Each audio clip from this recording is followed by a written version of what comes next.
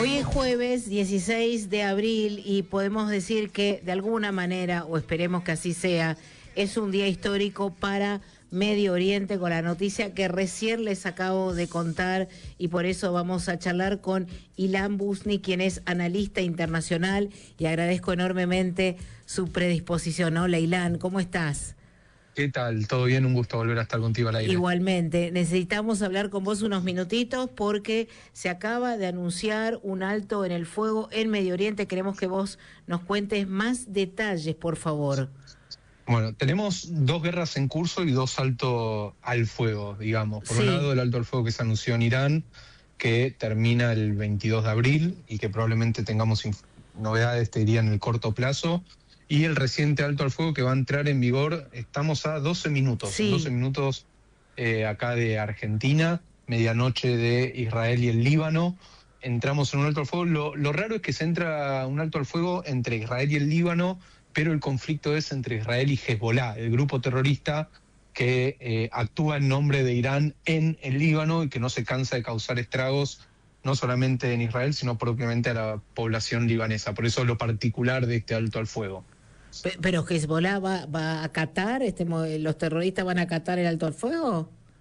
Mira, me encantaría tener la pelota de cristal para poder decirte que sí, que lo van a hacer. Deberían hacerlo, eso es lo que se acordó, por lo menos entre los gobiernos libaneses e israelí a través de la mediación de Estados Unidos, pero faltando poco tiempo estamos viendo cómo la brutalidad de Hezbollah sigue lanzando misiles, incluso hasta hace 10 minutos atrás, una andanada de por lo menos 30 misiles hacia el norte de Israel, causando, de nuevo, la información en este momento habla de por lo menos 2 heridos del lado israelí. Yo creo que es más un gesto simbólico que una realidad. Me parece que están tratando de decir todavía tenemos poder y vamos a hacer lo que sea para que no se llegue a un acuerdo de paz entre Líbano e Israel, más que intentar seguir violando el cese al fuego que va a entrar en vigor. Permitime aclarar una sola cuestión que me parece que es súper importante. ¿Es un cese al fuego? Sí. ¿Implica la retirada en este momento de Israel del sur del Líbano? No.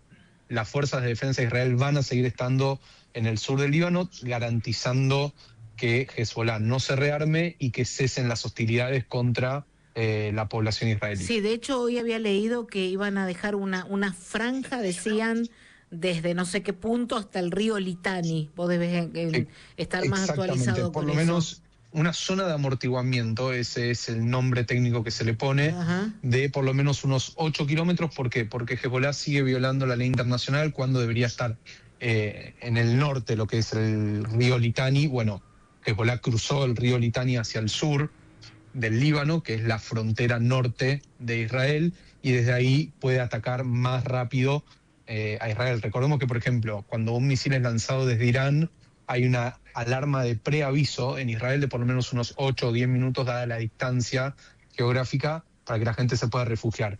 Cuando el misil es lanzado desde el Líbano, casi que en circunstancias parecidas con lo que hacía Hamás en el sur de Israel, bueno, el tiempo para poder llegar a un refugio es de apenas segundos, 15 segundos, 20 segundos, 30, en el mejor de los casos, quizás 90 segundos. Entonces, claro, por eso la necesidad de una zona de amortiguamiento. Pero ¿por qué principalmente la presencia del ejército de Israel? Por una cuestión de que Hezbollah tiene más poder que el propio ejército libanés. Claro, mira, eso te quería preguntar. Si el gobierno del Líbano puede tener las mejores intenciones, está para la foto ahí, todo bárbaro, pero ¿quién controla si tenés un movimiento con tanto poder financiado por Irán en tu propio territorio? Bueno, yo creo que en Medio Oriente, y refiriéndome a un analista del cual yo aprendo mucho, que se llama Gabriel Ventasgal, él habla de, te diría, capacidad e intenciones. ¿Quién tiene la capacidad de ponerle un freno a Hezbollah y quién tiene intenciones? Capacidad tiene el ejército de Israel. Intenciones, el ejército de Israel y el ejército del Líbano, o sea, el gobierno libanés. Pero la realidad es que Hezbollah es Irán en el Líbano. Irán se encargó de darle miles de millones, no solamente en efectivo a Hezbollah, sino también en armamento, en estructura, en ideología, en plan estratégico para llevar adelante, te diría, son su brazo, todo lo que viene llevando adelante. Son su brazo armado. Mira, Y Ilan, Sí. te quiero leer un título que estoy ahora, acá está en Infobae, por ejemplo, dice: Trump aseguró que el alto del fuego entre Israel y el Líbano incluye a Hezbollah y que un acuerdo con Irán está cerca. ¿Vos crees que es así? ¿Que no va a volver la guerra con Irán?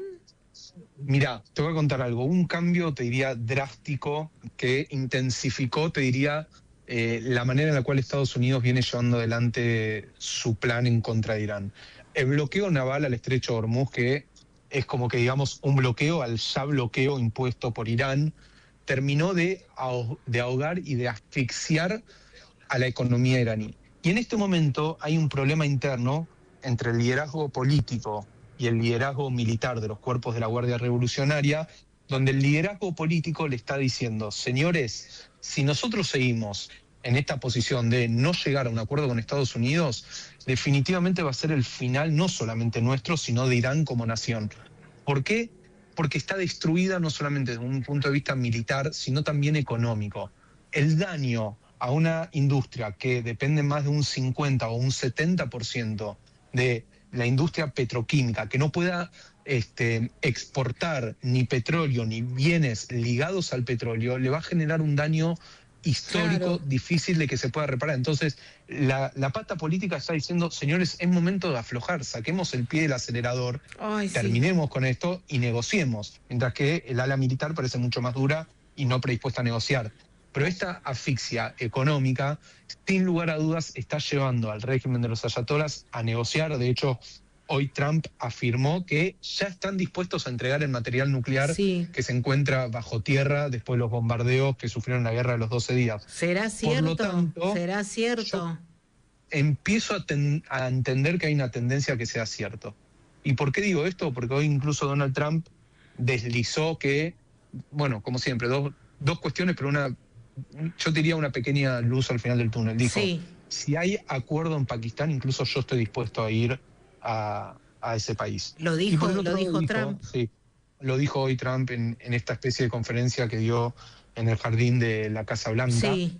Y por el otro lado, también en la conferencia de prensa que dio hoy el secretario de Guerra, Pete Hegseth, y también con lo que dijo Donald Trump tiempo después, es: si no van a negociar, la presión estadounidense va a ser fenomenal y mucho más dura que la que viene siendo hasta ahora. Bien. Entonces, cuando vos imponés los términos en las negociaciones, es porque evidentemente llevás las de ganar. Bien, acá te leo un mensaje de un oyente, dice: Estados Unidos solo quiere jugar a quien tiene más poder y trata de demostrarlo con situaciones como esta, y lo sufre la gente. Ojalá que de verdad se termine todo.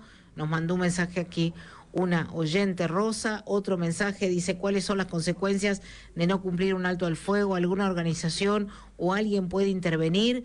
Porque pareciera que nadie regula nada en conflictos bélicos. Sofía de Guaymallén. Mira, te digo lo siguiente: olvidémonos de estos más de 47 días que lleva el conflicto entre Estados Unidos e Israel contra Irán.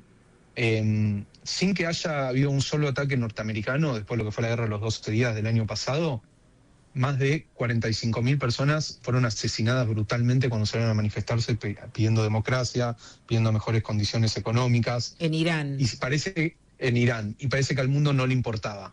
Ahí no había asesinatos, ahí la gente decidía no ver lo que estaba pasando. Después de que Estados Unidos llevó adelante las acciones que llevó, ahí de repente empezamos a hablar de la ley internacional y un montón de cosas. Cuando no hay democracia en Irán hace muchísimos años, bueno, ahí no es problema del mundo. Ahora que se mete Estados Unidos, de repente nos empieza a interesar el pormenor de la ley internacional. Interesantísimo, eso por un lado. Sí. Bien, y por el otro... Sí, breve, que tenemos que cerrar. No, te escucho, por favor. No, termina y ya cerramos, por favor. No, yo lo que tengo para decir es que creo que realmente estamos viendo cambios sin precedentes. Estar hablando de que puede llegar a haber un acuerdo de paz entre Líbano e Israel, donde se reconozcan fronteras internacionales, y en palabras de lo que fue el embajador de Israel en Estados Unidos, donde lo único que tengan que hacer para cruzar la frontera de cualquiera de los dos países sea para hablar de negocios o pensar en ir de vacaciones, habla de un cambio de época muy importante. Total. Y me parece que la idea de Donald Trump es dar vuelta de página rápido la parte de los conflictos para empezar a hablar, sobre todo en Medio Oriente, una zona donde él tiene mucha influencia, de que estos anillos de paz que habían comenzado con los acuerdos de Abraham pueden extenderse. Excelente, como ya te hay acuerdo con Egipto, con Jordania, o sea, un Medio Oriente en paz parecía una utopía y ojalá que sea una realidad. Gracias, Ilan, gracias por esta participación así que te hemos llamado y nos brindaste estos minutos, muy amable. Un placer, un abrazo grande para vos y también para toda la audiencia. Cuando quieras hacemos ping-pong de preguntas también con todos los oyentes. Que muy bien, muchas gracias, un abrazo. Gracias. Un abrazo grande. Bueno, un momento histórico en el mundo, charlamos con Ilan Busni desde Buenos Aires, analista internacional.